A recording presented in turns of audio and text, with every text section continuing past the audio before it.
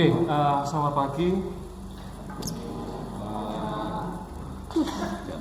Maaf tadi agak mesti muter-muter sedikit karena mesti nganter sesuatu ke rumah sakit, agak telat.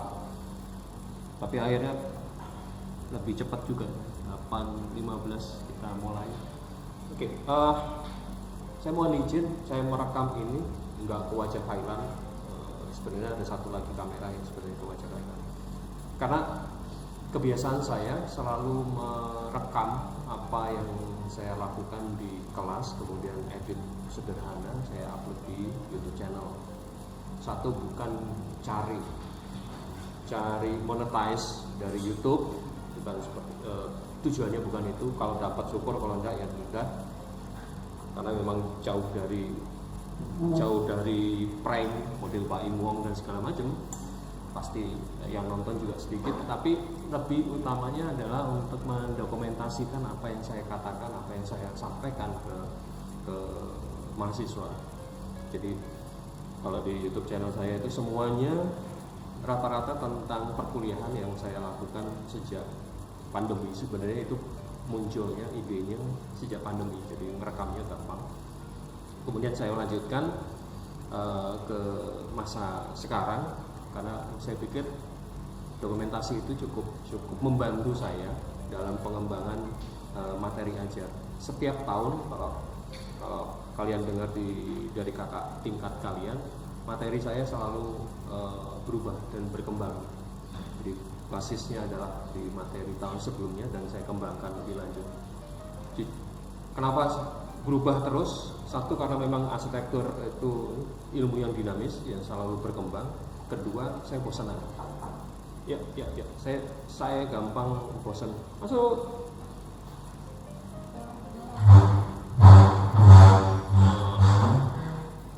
Aneh-aneh, memang lebih cepat daripada waktu yang ditentukan.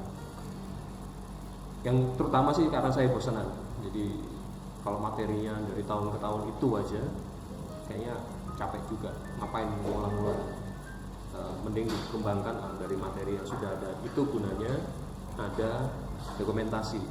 Nah, kebetulan di tahun ini seperti saya sampaikan di minggu lalu dan di awal, di hari Kamis ketika kita pertama kali ketemu di Indralaya, itu memang materi pengantar baru tahun ini, baru semester ini saya diberi kepercayaan prodi karena memang menggantikan Bu Mevelina Hanum yang sudah pensiun. Jadi materinya benar-benar kalau kalian tanya ke kakak tingkat itu materinya benar-benar berbeda, dan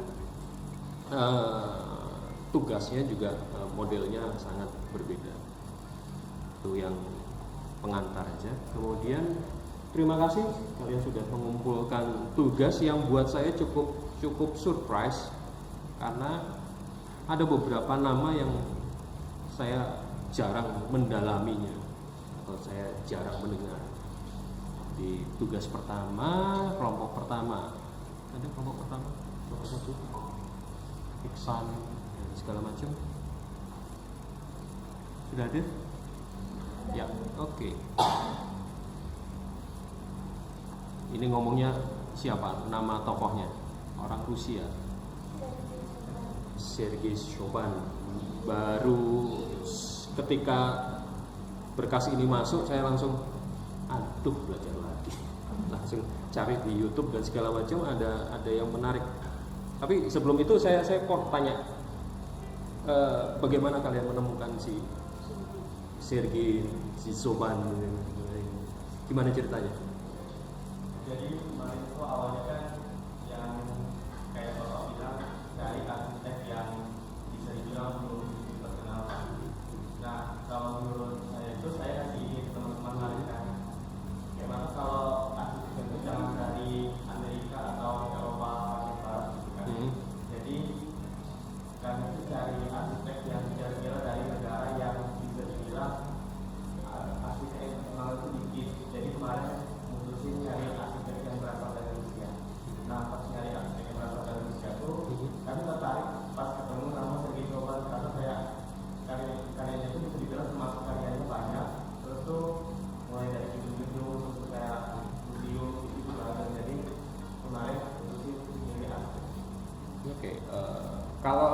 pendidikan dia dari lulusan Rusia memang.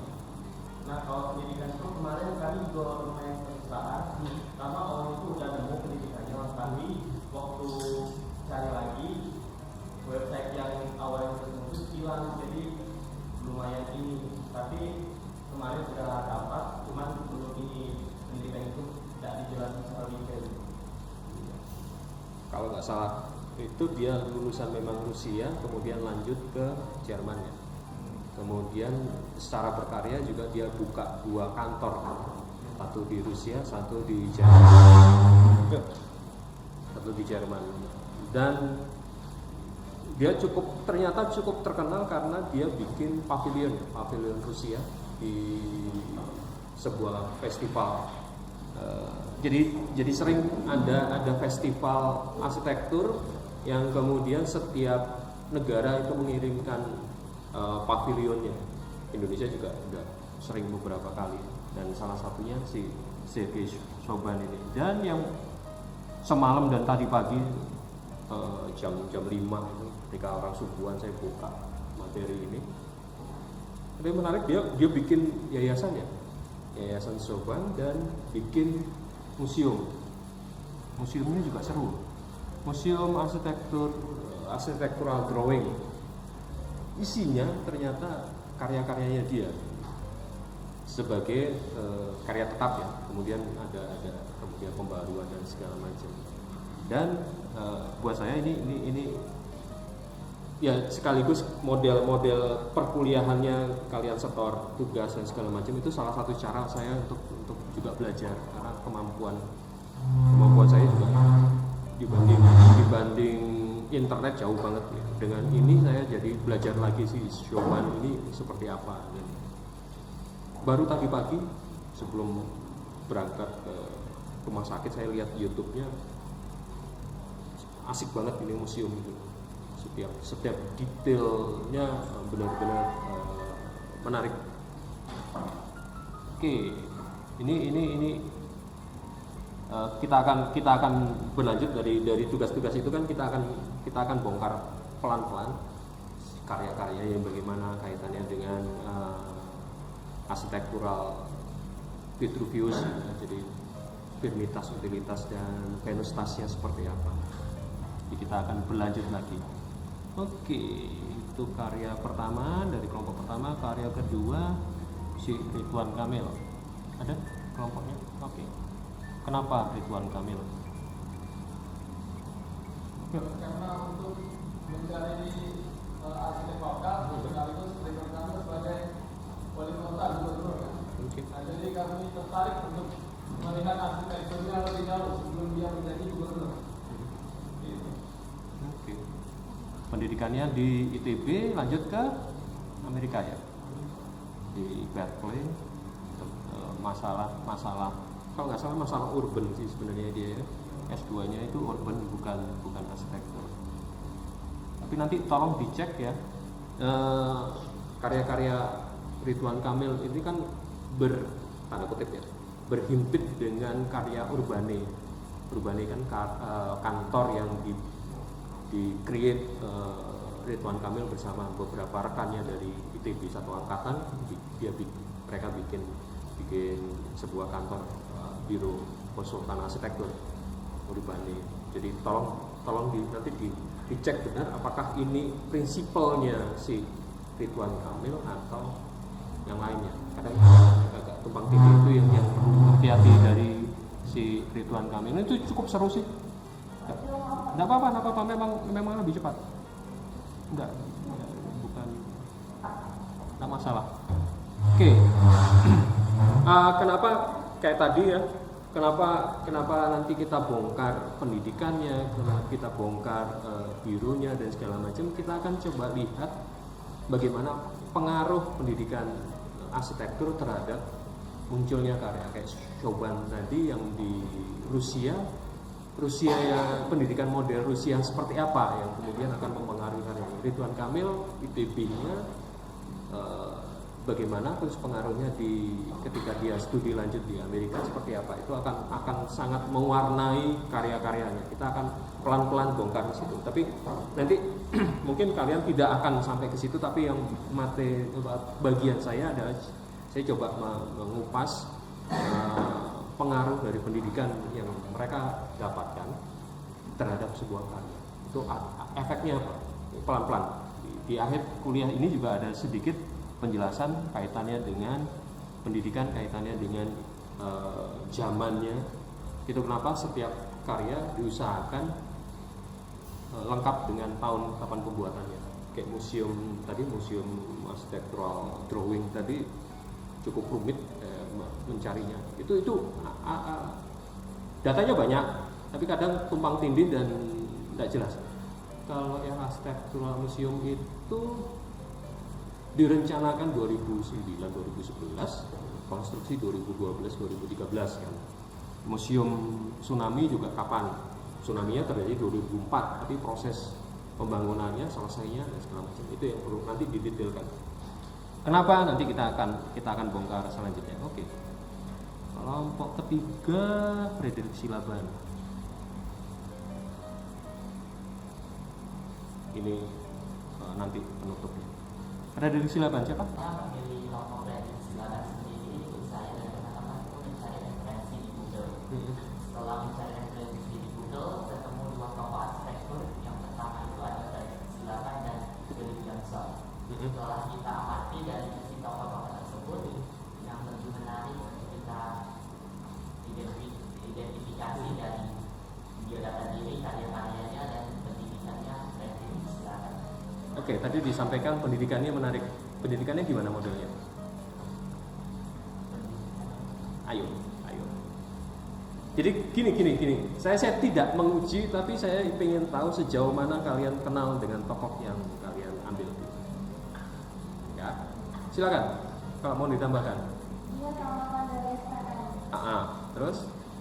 Kemudian meskipun dia dari SPM, tapi dia tuh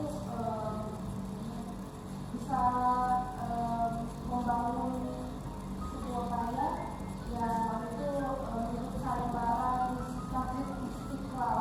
Meskipun dia seorang Nasrani, tetapi dia toleransinya sangat besar, sehingga dia memenangkan sayembara tersebut dengan tema ketuhanan melawan 26 maksud dari siswa-siswa ITB. Oke, saya tambahkan dikit ya. Memang lulusan STM, kemudian dia magang di beberapa biro arsitek Belanda, tapi kemudian dia ngambil kelas malam di Belanda, berangkat ke Belanda, ambil kelas malam, itu kemudian mengambil sertifikasi untuk menjadi seorang arsitek dan berkembang ketika zaman Pak Karno. Silaban dikenal sebagai arsitek kesayangannya Soekarno, tapi bukan berarti kemudian setiap proyeknya diberikan Pak Soekarno dengan cuma-cuma. Selalu ada sayembara, selalu ada perdebatan. Salah satunya Masjid Istiqlal. Cuma catatan saya adalah hati-hati dengan Monas dan GBK. Di internet agak misleading, agak kurang tepat. Monas ketika proses sayembara tidak ada pemenang pertama, karena tidak ada yang memuaskan si bos besar Bung Karno. Pemenang keduanya Silaban, tapi kan harus dibangun. Akhirnya ditunjuklah Silaban, diminta Pak Karno untuk memperbaiki gambarnya, karena si Silaban pada dasarnya keras kepala, dia tidak mau merubah. Akhirnya Pak Karno menunjuk seorang arsitek, saya lupa namanya dan agak sumir datanya, menunjuk untuk mendasarkan gambar dari Silaban, kemudian sedikit disesuaikan skalanya, karena skalanya Silaban selalu monumental. Akhirnya itu, sehingga sering dicatat bahwa itu karyanya Silaban, padahal bukan. Kemudian GBK ini juga menarik karena Silaban diminta Pak Soekarno untuk mendampingi arsitek-arsitek dari Rusia. Jadi GBK itu sebenarnya proyeknya, tanda kutip proyeknya Rusia. Arsiteknya, konsultan konstruksinya, dan proses pembangunannya semua dari Rusia. Dan ketika proses itu selalu berantem, selalu ada pertentangan keras dari Silaban dan tim dari Rusia, karena dia punya pemikiran yang sebenarnya sesuai dengan kondisi Indonesia, tapi kan cara berpikir Rusia juga berbeda. Sehingga kalau nggak salah di akhir-akhir Silaban mundur dari tim itu. Sehingga hati-hati. Kalau mau dicek lebih lanjut karyanya apa, ya, silakan tim. Kalau mau lengkap. Kebetulan saya ya ikutlah dikit banyak dalam prosesnya. Silakan dicek aja. Kalau mesin fisikal saya nggak masalah. Tapi kalau karya yang lain silakan disesuaikan untuk katakanlah diganti lah. Untuk kemudian dibongkar lebih lanjut. Itu buku setebal itu ketika proses dokumentasi karya-karya Silaban di rumah Silaban.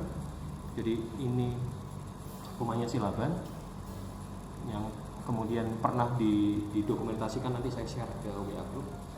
Nah, didokumentasikan ketika melakukan dokumentasi rumah itu kami menemukan begitu banyak blueprint, kertas kerja, kertas gambar dan segala macam yang kemudian didokumentasikan lebih lanjut, ditata lebih lanjut, keluarlah buku itu.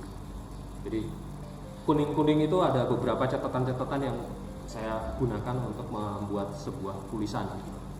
Jadi nanti bisa di-share.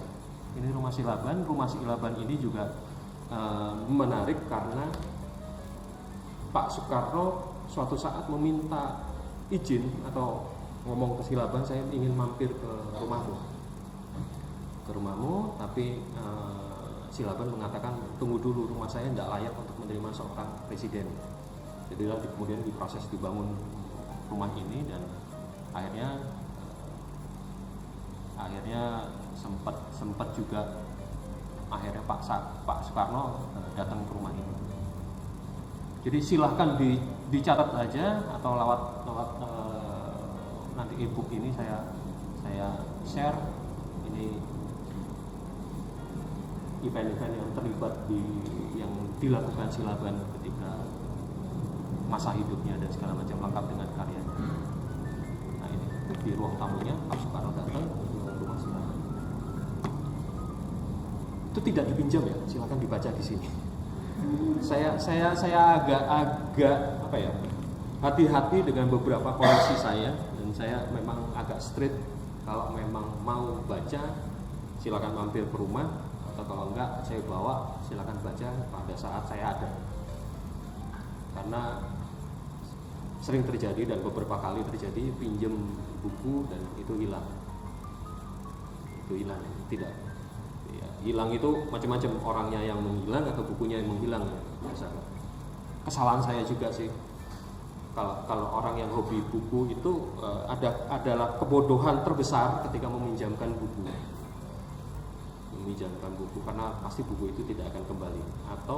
Atau jangan di sisi lain, di sisi yang meminjam, jangan pernah mengembalikan buku karena buku itu punya ilmu yang luar biasa.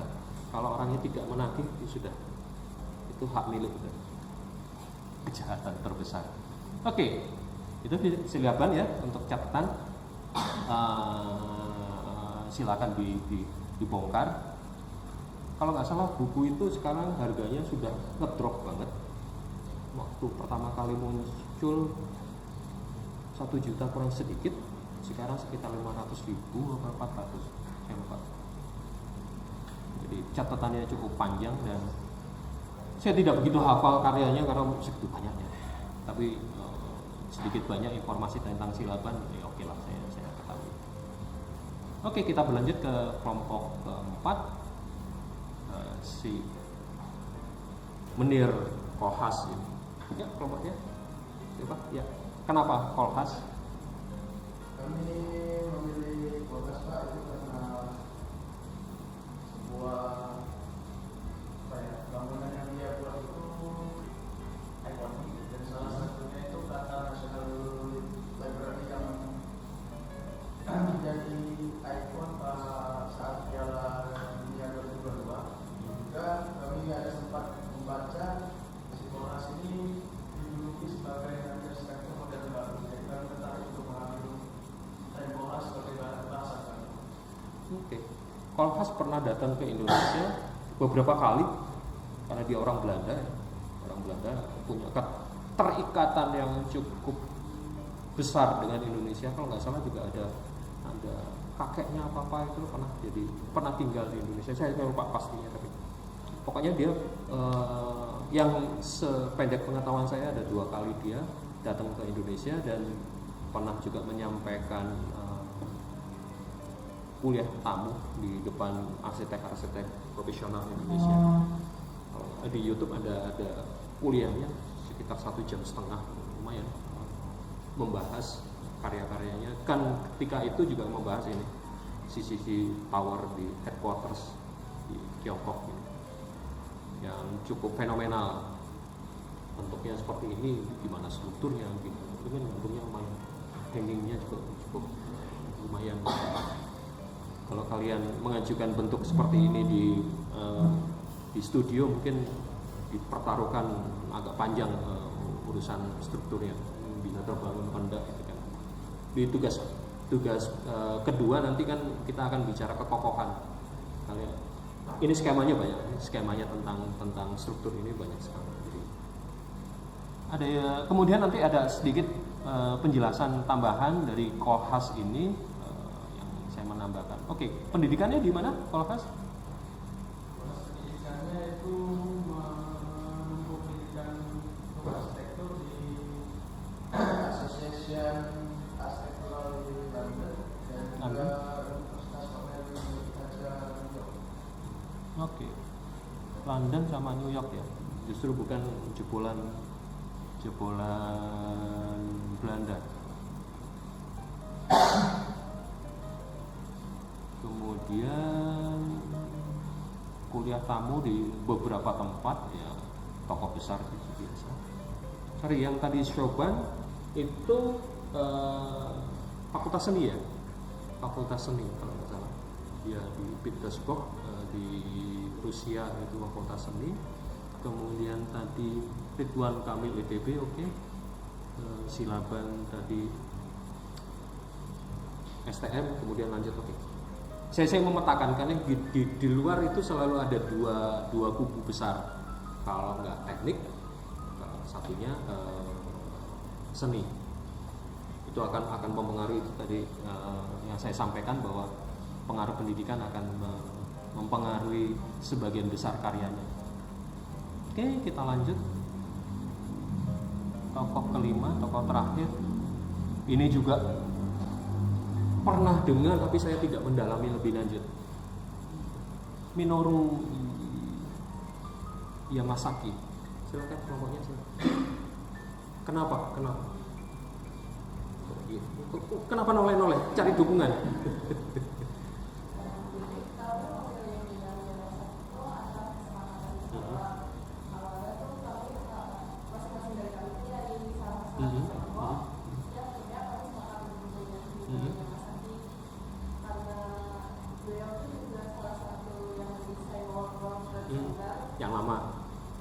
Yang lama, WTC yang lama. Terus juga beliau itu ada salah satu peristiwa itu pertama kali tentang bangunan yang gagal. Oke, secara pendidikan dia di kuliah di Washington. Washington, New York, dan Pittsburgh. Oh ya, sekedar info aja. Mungkin sekitar nanti ini teaser aja bahwa nanti sekitar tanggal 5 September ada kuliah tamu alumni kalian, alumni Unsri di arsitektur Unsri ini angkatan 2013 yang punya kesempatan untuk studi lanjut di University of Washington. Jadi dia akan sharing pengalaman. Bagaimana kemudian bisa lolos dan ketika belajar di sini bagaimana dan ketika dia berpraktek seperti apa. Sedikit aja nanti resminya akan ada pemberitahuan lebih lanjut. Jadi kurang lebih tanggal 5 September sudah bisa dilaksanakan. Oke. Yang menarik adalah bangunan. Buat saya sih bangunan ini bukan pada bangunannya saja tapi peristiwa lanjutannya dan pada proses selanjutnya WTC menjadi ikon yang luar biasa. Dan ketika masa itu ini sebuah bangunan yang cukup maju ya, karena secara struktur dan segala macam. Nanti kalian akan belajar struktur ya, yang box ini seperti apa karyanya. Yang menarik adalah yang ini, bus. Nanti akan berkembang lebih lanjut. Oke. Sampai sini ada yang mau ditanyakan secara berkelompok dan segala macam sebelum saya kasih penjelasan singkat dan kita akan buka diskusi. Ada pertanyaan? Jadi kita akan bahas dari Shoban, Ridwan Kamil, Silaban, Mr. Kohas, dan Minori. Ya, Minori yang sakit. Oke. Secara timeline kita bisa lihat karyanya seperti ini. Jadi rumah Silaban itu tahun 60-an dan ada beberapa karya selanjutnya. Saya sih hanya meng-highlight beberapa karya utamanya. Kemudian rentang waktunya lumayan lebar. Lalu ada musim tsunami tahun 2009, headquarters CCTV headquarters 2012, dan Museum of Architectural Drawing di 2013. Kenapa saya pasang timeline ini? Kita akan coba lihat dan saya petakan ini Indonesia, ini di luar negeri. Kita coba petakan nanti pada karya-karya selanjutnya. Kita akan coba lihat apa sih pengaruhnya waktu ini. Kemarin ketika minggu pertama kita sempat diskusi waktu, kita sempat diskusi lokasi, itu akan mempengaruhi. Ya, kalian juga bisa lihat bagaimana tampang di bangunan-bangunan di 4 musim, tampangnya seperti ini. Bangunan-bangunan di 2 musim, terutama di Indonesia seperti apa. Dan secara umum bisa dikategorikan seperti ini karena ada 5 kelompok ya. Ini modernis, arsitektur modern. Apa itu arsitektur modern? Kalian akan mendapatkan secara detail nanti di semester 2 sejarah arsitektur. Kita akan lihat secara timeline, secara periode seperti apa. Nanti akan makin penuh karyanya dan kelihatan polanya. Tapi secara umum untuk pengetahuan dasar aja, ini modern dan ini postmodern. Setelah masa modern, secara tampilan detail dan segala macam kita akan bahas lebih lanjut. Tapi khusus untuk kali ini saya akan sedikit sih melanjutkan apa yang saya sampaikan di pertemuan awal Kamis ketika ada kuliah pengantar atau kuliah selamat datang kalian di prodi. Ini adalah si Baby Koolhaas ini. Jadi Rem Koolhaas itu punya, dan di beberapa biro ternama itu selalu menerima arsitek-arsitek muda untuk magang. Kemudian belajar prosesnya, belajar bekerjanya, cara bekerja segala macam. Kemudian setelah itu mereka keluar dari proses magang itu dan biasanya membuat kantor sendiri, kantor biro sendiri. Salah satunya yang terkenal dari Rem Koolhaas adalah Sahabit, pernah juga. Kemudian Piaget, silakan kalian googling. Ini 2 tokoh ini sudah meninggal. Yang Piaget sekarang menjadi tokoh yang luar biasa, salah satu arsitek dikatakan muda juga enggak, tapi salah satu arsitek ternama di dunia yang hasil dari proses magang, proses belajarnya di Koolhaas, sehingga disebut Baby Rems karena prosesnya dan segala macam. Yang buat saya yang cukup menarik adalah bagaimana cara berpikir Oma. Jadi di Rem Koolhaas itu kan punya biro yang namanya Oma. Cara berpikir Oma ini yang kemudian mempengaruhi karya-karya para arsitek muda yang ketika proses magang, ketika karyanya itu berlanjut. Itu yang akan seru. Jadi saya akan, kalau kalian secara kelompok akan bahas Koolhaas, nanti saya juga akan membahas sedikit banyak, mungkin ada dua 2 tokoh atau 3 tokoh yang saya coba kaitkan dengan si Kohlhaas ini seperti apa. Jadi, ekspresinya, kemudian kalau kita bahas trilogi Vitruvius, Firmitas, Utilitas, dan Venustas di Kohlhaas, kalian membahas Kohlhaas, saya akan bahas tokoh yang lain yang mungkin agak bisa berimpit. Kita bisa lihat benang merahnya. Kenapa disebut dengan baby Rems ini juga nanti akan muncul gitu. Nah, itu yang seru dari perjalanan kita nanti selama 1 semester ini. Dan meskipun tidak sebanyak kampus Indralaya yang jujur kemarin juga agak kelabakan, ada 10 tokoh akhirnya membahas seperti ini aja udah 1,5 jam kemarin, karena banyaknya beberapa catatan-catatan yang saya lakukan. Ada yang berimpit juga, tolong nanti dikomunikasikan antara kampus sini, terutama Silaban dan Ridwan Kamil, dan ada berimpit dengan mereka. Tolong kalau bisa karyanya berbeda, bukan apa-apa, nanti kata pada pertemuan berikutnya nanti saya akan temukan karya itu, sehingga si Silaban ini saya harap ada 6 karya yang berbeda, kita saling belajar. Si Ridwan Kamil juga ada 6 karya yang berbeda, jadi janjian. Caranya bagaimana janjian ya, sekalian bisa lihat di Google Drive karena akan terbuka kan, baik kampus Palembang maupun kampus Indralaya akan terbuka, atau kalian bisa diskusi lebih lanjut. Sedangkan yang lain cenderung aman. Kalau yang di Indralaya ini sekarang internetnya di sini agak dudut-dudutan, ini saya download. Kalau di Indralaya kemarin ada beberapa tokoh lain, cukup beragam. Mungkin minggu depan ketika sudah bahas karyanya, kita akan coba saling ngintip, saling bongkar, saling ngintip. Oke, pertanyaan?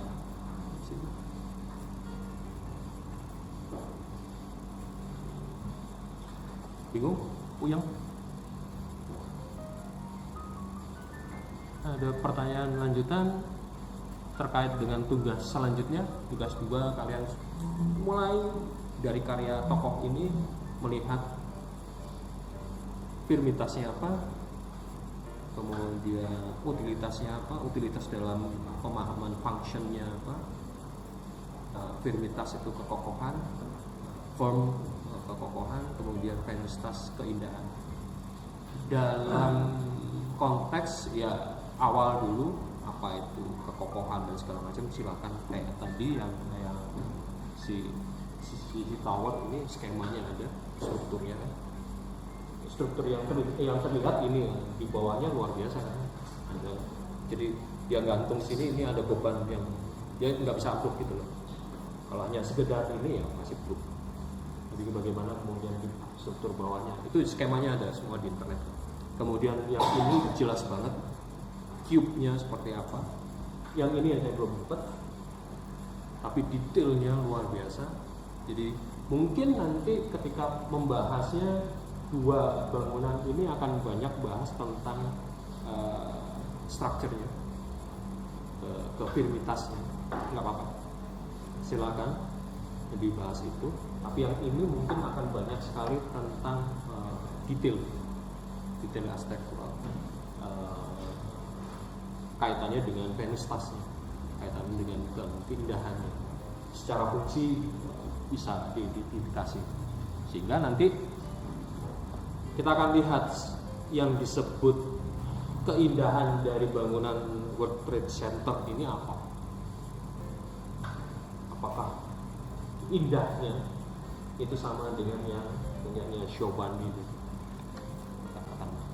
Di situ kita akan belajar bahwa keindahan itu punya perspektif yang sangat berbeda. Kemudian keindahan struktural yang di WTC ini dengan di CCTV headquarters ini apakah sama? Yang agak riskan dan agak tanda kutip merepotkan adalah bangunan-bangunan yang justru dari arsitek lokal. Bahasanya sedikit, jadi ya tidak apa-apa, itu justru kalau buat saya justru kesempatan untuk kita mengeksplor seperti apa dan segala macam. Ini banyak cerita yang ini. Jadi bangunannya jadi segala macam, tapi kemudian material yang mau dipamerkan apa? Kebingungan, kosong. Dan memang ini dibangun sebagai memorial museum, memorial building yang tidak hanya sekedar museum tapi juga tempat evakuasi ketika kalau terjadi amit-amit jangan tsunami kembali.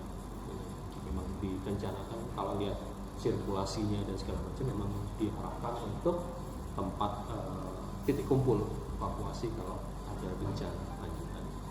Sedangkan yang ini bahasanya juga cukup seru. Kalau yang di Silaban ini kaitannya dengan ventilasi. Jadi ini sedikit bahas ini gambar tangannya yang selalu dibuat Silaban dengan kertas kalkirnya sudah kuning, dan ketika membuka juga sudah sangat rapuh ya, pelan banget kami harus pakai sarung tangan dan segala macam. Ini benar-benar kayak bongkar artefak candi gitu. Pelan-pelan pakai masker karena debunya minta ampun, kemudian pakai kuas untuk menghilangkan debu, dan kemudian karena ukurannya gede A0 ya, untuk nyekennya setengah mati akhirnya pakai dijepit di bidang datar, kemudian difoto sehingga ada bagian yang gelap dan segala macam karena pencahayaan dan memang karena material bendanya yang agak robek sedikit dan segala macam. Sketsanya di gambar tangan, dan ini rumah yang lama. Jadi ketika rumah yang lama Pak Soekarno minta mau mampir kan tak layak model seperti ini. Jadi dibongkar habis kemudian dibangun di Bogor, dan ini beberapa catatan di buku harian Silaban terkait dengan atap, sehingga pada rumah ini atapnya kita akan lihat sebagai sebuah elemen arsitektural yang sangat dominan. Ini di teras. Saya 2 minggu di sini masuk angin terus. Udah di Bogor, ini pakai marmer yang dinginnya minta ampun. Jadi kalau mau tidur di sini pikir-pikir duduk aja masuk angin.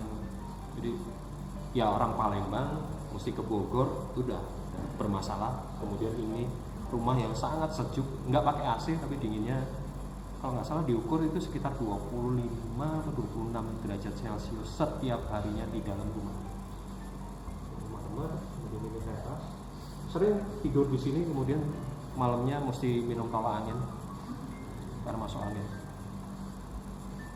Oke, scroll. Ini di teras belakang, dapur teras belakang, tempat si ibu Silaban berkumpul. Ini di ruang atas, di attiknya. Kemudian di bawah ini kamar-kamar. Jadi kamar anak itu tidak punya plafon. Jadi dari atas itu bisa lihat pengawasan anaknya nggak bisa aneh-aneh. Ini ruang selasar gitu. Dulu tempat jadi studio si kantor Silaban. Kita proses. Ini rumahnya. Ini teras tadi itu berada di sini. Ini kamar utama. Ini ada ruang studio. Ini tangga ke atas. Dari ruang tamu. Si Soekarno tadi di pojokan sini sedikitnya.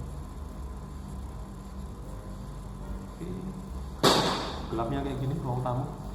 Jadi ini agak susah ketika foto juga agak susah karena memang benar-benar sejuk. Nah ini ada proses analisis klimatologinya, bagaimana cross ventilasi, bagaimana penghawaan dan segala macam. Ini beberapa detail. Zaman itu 1960 sudah pakai baja. Ini bagian atas, bagian attiknya. Ini jendela kamar. Nah, silakan dibaca aja nanti saya share.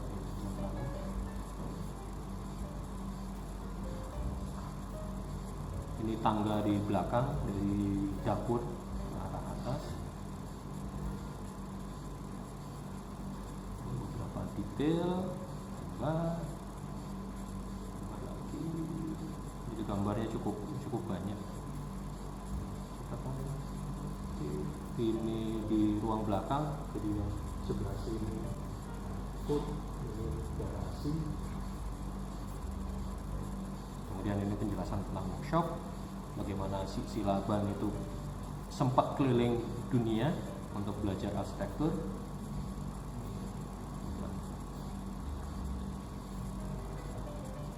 Ini dari foto-foto lama yang sempat dikumpulkan, kemudian di scan.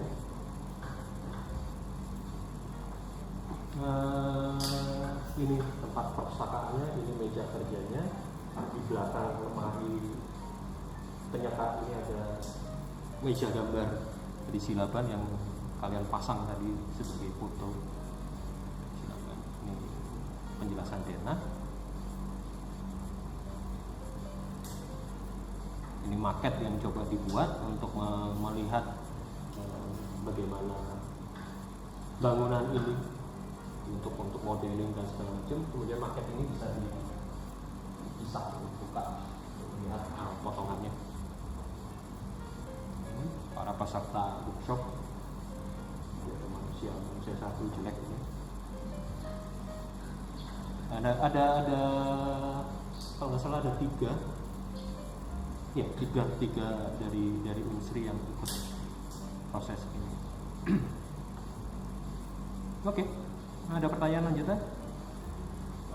Yap. Untuk terkait dengan tadi yang Indralaya sama Palembang karya Susiluman tadi yang kamu tadi itu harus dari 6 karya itu 3 Palembang. Ya, 3 Palembang, 3 ini. 3.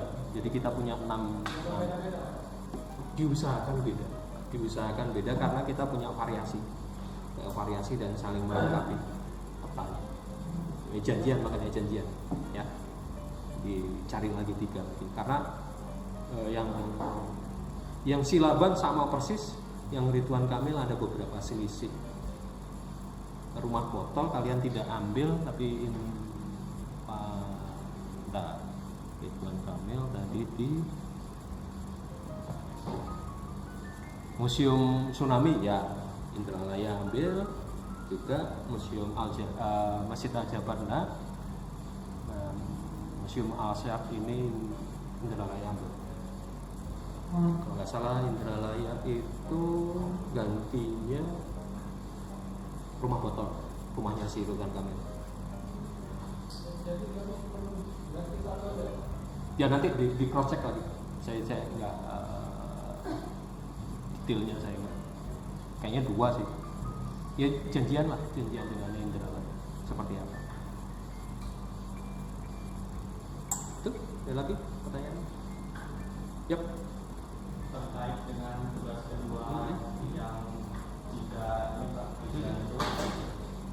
ada bagian teknis diminta alasan singkat dan pertanyaan apakah karya-karya tersebut karya arsitektur. Yang saya ingin tanyakan itu bagaimana cara kita mengetahui bahwa karya tersebut adalah karya arsitektur. Yang disebut sementara dalam kajian tugas 2 yang disebut karya arsitektur itu ketika memenuhi 3 hal, firmitas, utilitas, dan penustas. Sehingga kan kalian menganalisis masing-masing tersebut seberapa besar analisis itu, kemudian karya tersebut arsitektur nggak? Ya sudah pasti arsitektur, tapi kemudian karya tersebut lebih berat kemana, bisa didalami seperti itu. Lebih berat kayak tadi kalau yang kita diskusikan tadi, 2 karya ini pasti lebih berat ke strukturnya dibanding yang ini penustas, kaitannya dengan detail bangunan, detail arsitektural ini luar biasa. Di sini beda, detailnya tidak ada. Kalau dibanding compare dibanding yang ini detailnya, tapi ini detail strukturalnya gila-gila.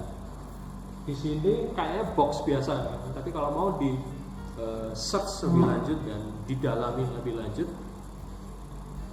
join atau koneksi antara structure dan kaca itu detailnya ampun. Untuk tahun segitu, tahun 7. Nah itu kaitan titik berat dari masing-masing karya itu di mana? Itu kita akan bisa kemudian petakan si arsitek ini lebih condong ke struktur atau ke venustas, ke beauty-nya, ke keindahannya, bisa seperti itu. Atau fungsional deh, fungsional aja, fungsional dalam pengertian fungsinya saja, fungsi bangunan. Ya, gitu. Nggak perlu takut benar atau salah, tapi diusahakan aja. Nanti kita akan review, kita akan diskusi lebih lanjut. Apa itu fungsional, apa itu nanti kita bicara juga tentang ini tadi. Apa bedanya modern dan postmodern, itu justru akan ketemunya di sini. Ini sementara kita pegang aja berdasarkan Wikipedia dan segala macam kan. Mereka berdua digolongkan seperti itu. Kita akan review, benar nggak sih si Ridwan Kamil ini orang modern, termasuk golongan arsitektur modern? Karena secara zaman dia harusnya di posisi sini. Kalau secara zaman gua ini 60-an, sebelum tahun 70-an itu biasanya masuk ke arsitektur modern.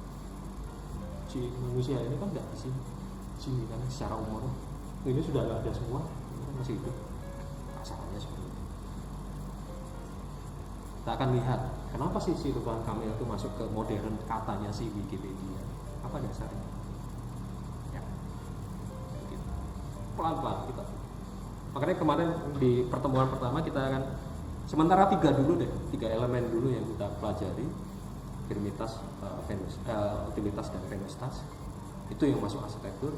Kemarin dari minggu pertama sudah dapat juga tentang waktu, karena hasil brainstorming tadi tentang waktu, makanya saya buat timeline seperti ini, dan lokasi di Eropa, Amerika, dan di Indonesia.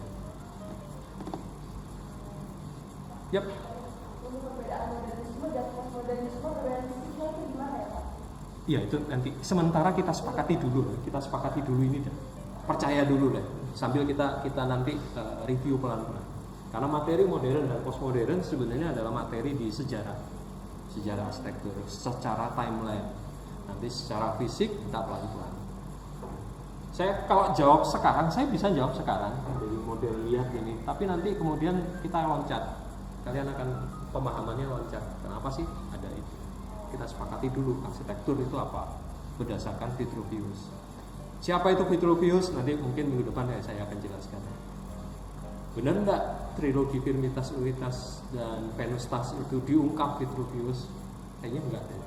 Bukan Vitruvius ini. Loh, tapi kok di label Vitruvius? Jadi serunya di situ. Ya. Ini memang apa ya? Jujur materi yang saya sampaikan ini materi yang saya sendiri masih abu-abu. Ya benar nggak? Udahlah ditabrak dulu, kita jalan pelan-pelan kayak Vitruvius. Oke. Bukan si Vitruvius yang mengatakan 3 hal itu, ada seseorang yang mengatakan itu. Sementara yang saya dapat itu. Tapi minggu depan kita pelan.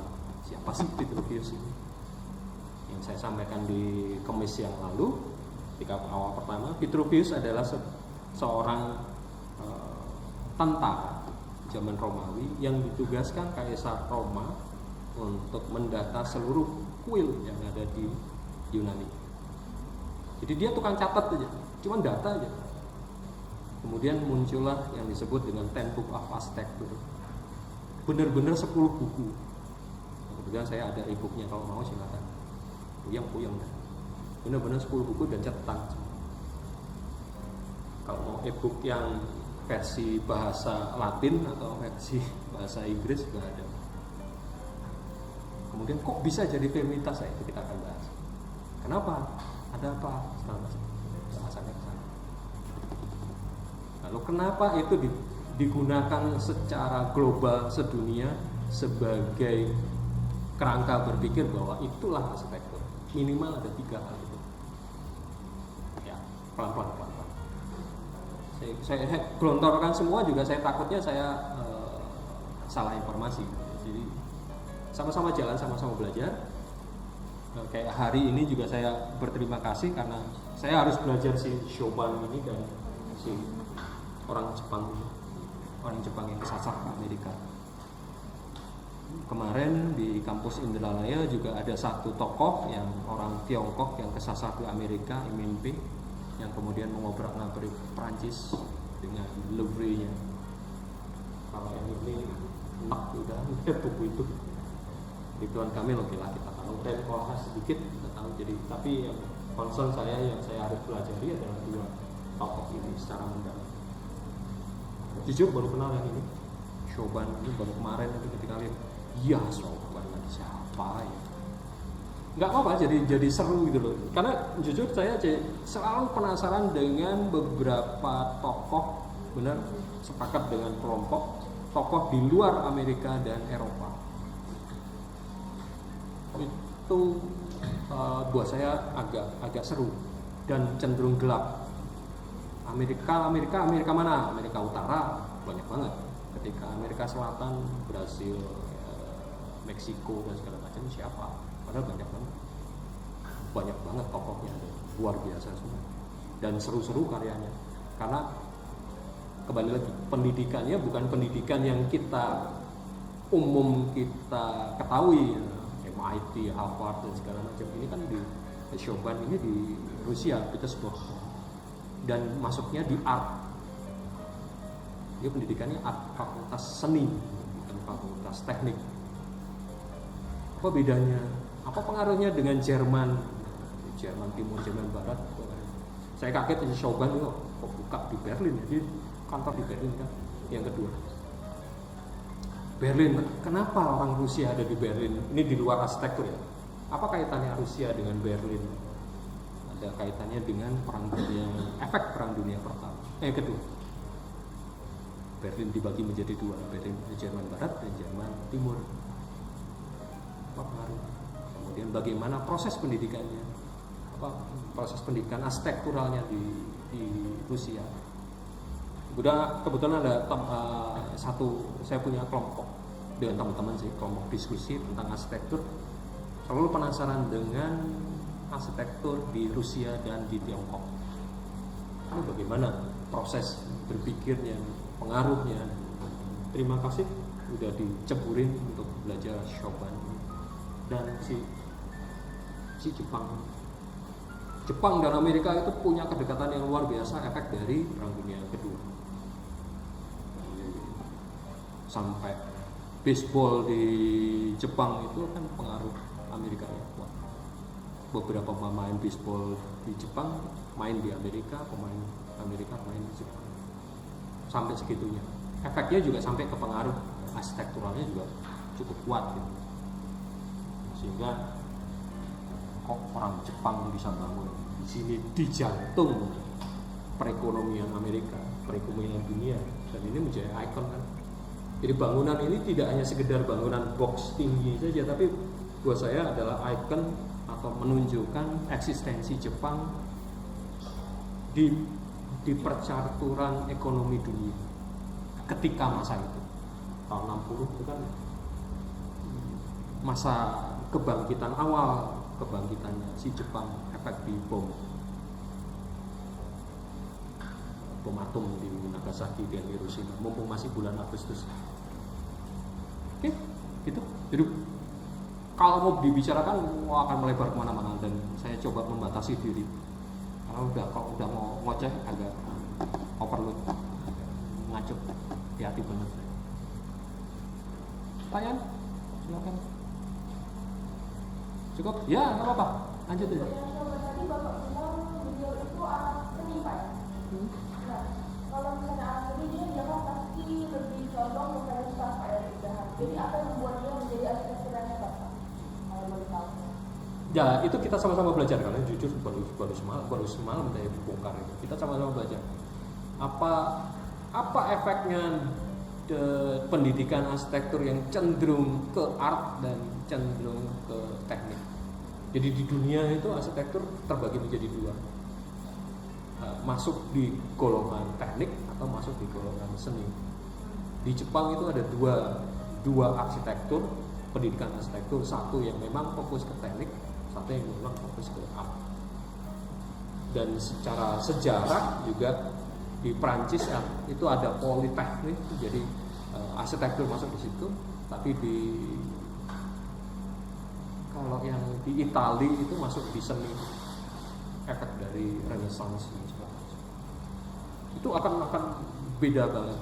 Kok bisa? Kita akan bisa. Si Rem Koolhaas ini itu akan juga seru, karena si Rem ini nggak jelas. Dia ke teknik. Kalau bicara yang ini mungkin ke teknik, tapi karya yang lain silakan dibongkar, akan puyeng karena karyanya itu banyak unsur seninya, banyak ceritanya, banyak narasinya dibanding keteknikan. Kita akan apa ya, belajar bersama. Saya juga nggak hafal banget setiap tokoh ini. Bahkan si manusia Ridwan Kamil yang terkenalnya luar biasa juga nggak saya hafal. Paling oke lah, museum tsunami, rumah botol dan segala macam karena saya pernah baca. Kalau Silaban juga meskipun ikut dalam penyusunan buku Rumah Silaban dan tahu bongkar-bongkar karyanya, saya juga nggak begitu hafal. Ya. Karena informasi sekarang mudah didapat, tapi pada saat bersamaan juga justru kita akan terjebak ketika memilah. Bentar, sementara kita sepakat dulu masuk kotak ini, tapi benar enggak? Kita akan cek lagi. Ya. Ada lagi? Yap. Apa ada arsitek sebelum modernisme? Itu apa arsitek sebelum modernisme? Banyak. Ada yang pramodern, ada yang klasik. Klasik itu mengacu ke klasik Eropa ya. Klasik Eropa itu ke Yunani dan segala macam. Ada yang nanti Barok Rokoko, sebelum pramodern itu ada Barok Rokoko, ada sebelumnya ada Renaissance. Itu kita akan bahas di mata kuliah sejarah arsitektur semester 2. Kita akan bongkar benar dari zaman Mesopotamia. Mesopotamia itu 2000 tahun sebelum Masehi, jadi dari tahun 0 minus 2000 itu sudah ada karya yang luar biasa. Kenapa Mesopotamia dan segala macam, sampai ke postmodern. Agak nggak masuk akal itu mata kuliah. Kita mengubek-ubek dari 2000 tahun sebelum Masehi sampai ke tahun 2022 2020. Ini berarti berapa tahun? 4000 tahun dalam satu semester 3 SKS. Puyeng kan? Itu segini. Tapi dengan masa sekarang jadi lebih enak karena data itu ada semua di internet, mudah. Tinggal bagaimana. Bentar, Mesopotamia itu kenapa sih muncul Mesopotamia? Apa kaitannya Mesopotamia dengan Babilonia? Apa kaitannya Mesopotamia, Babilonia, kemudian dengan Mesir klasik? Mesir itu dibagi dua, dibagi tiga, klasik, menengah, dan yang terakhir. Kenapa ada piramid? Kemudian nanti kaitannya piramid dengan Louvre yang ada di Prancis itu akan kita akan bicara, bukan pada hanya sekedar timeline, tapi kaitannya. Apa kaitannya postmodern, terutamanya itu si Chopin ini dengan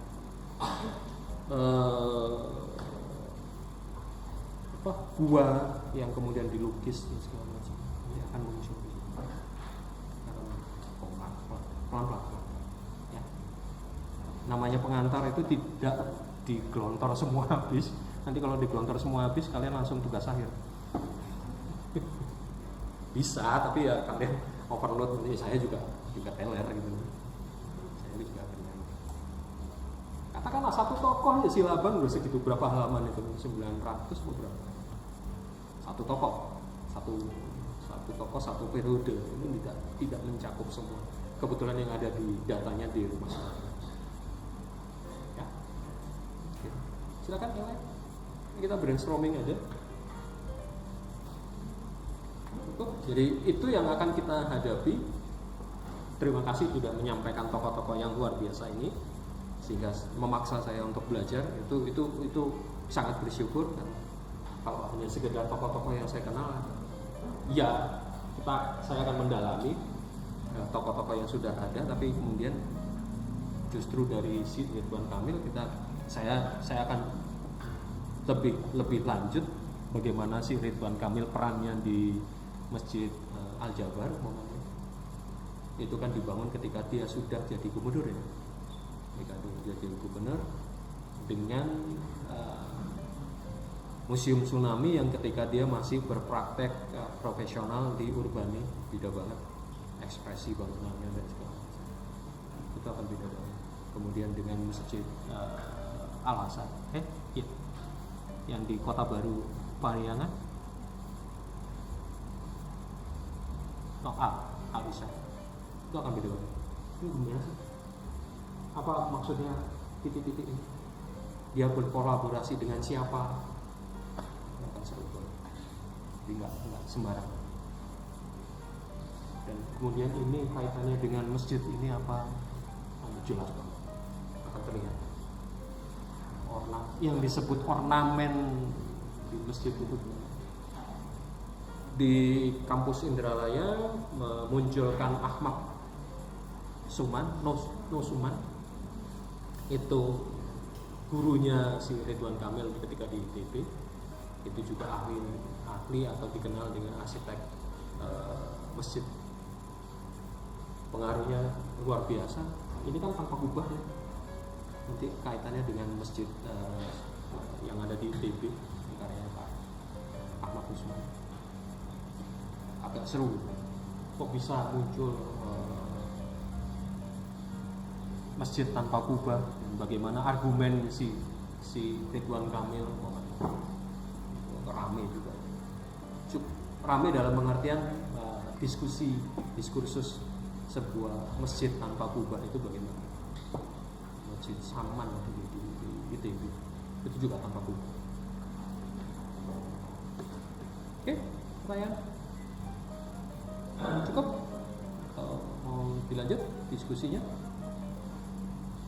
1 jam 2 menit. Wah, luar biasa, saya ngoceh banyak-banyak. Padahal hanya dari 5 tokoh bisa 1 jam ya. Kalau mau dilanjut bisa 2 jam. Oke, kalau tidak ada seperti biasa, dicoba aja. Kita akan diskusi modelnya seperti ini. Kalian tidak akan paparan, tapi saya akan klarifikasi. Karya ini kaitannya dengan trilogi Vitruvius itu seperti apa, kita akan diskusi lebih lanjut. Kita akan compare dan biasanya saya buat resume dan pendalaman di beberapa titik. Itu kenapa saya minta diusahakan sebelum jam 20, supaya setelah itu saya bikin resume singkat dulu. Dan kalau semalam saking telernya baru tadi pagi, saya bangun agak pagi, 4:30 jam 4 baru saya belajar dulu, terutama sih ini si Shoban ini saya buat sambil dengerin apa si manusia ini.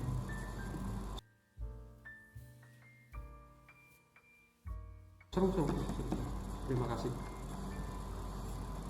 Pertanyaan cukup? Oke, thank you, sampai jumpa minggu depan.